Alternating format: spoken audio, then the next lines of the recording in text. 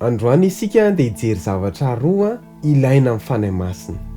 Ny maha-kristianina ny kristianina dia mbola tsy titra, tsy mbola ny anaram-piangonana tompoko, fa ny fanahy masina. Aiza miala ary? Izay ny jerentsika androany aorian'ny generika.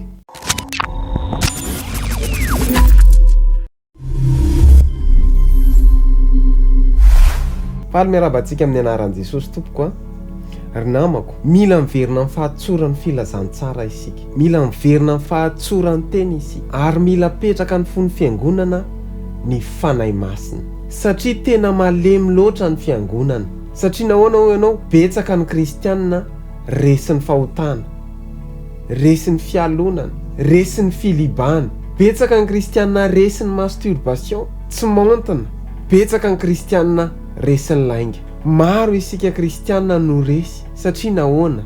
Satria misy zavatra tsy fantatritsika. Ireo apôstôly dia kanosa, fa rehefa nidina tamin'izy ireo ny fanahy masina dia lasa mpandresy, lasa saza ireo. Ry namako, mila miverina amin'ny fanahy masina isika. Mila miverina amin'Andriamanitra isika. Ary mila mamela ny fanahy masina ho ivo ny fiainantsika, ho eo ampovoan'ny fiainanao ary eo amin'izay ataonao.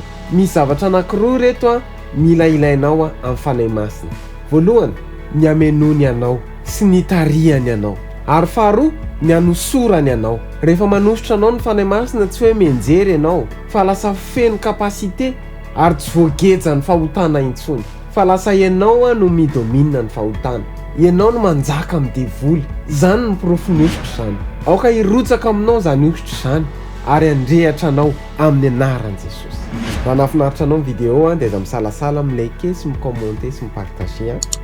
Raha mbola tsy abonné ny page ianao dia manasa anao hisabona amin'ny page dia manome fotoana antsika amin'ny herinandroany veloma.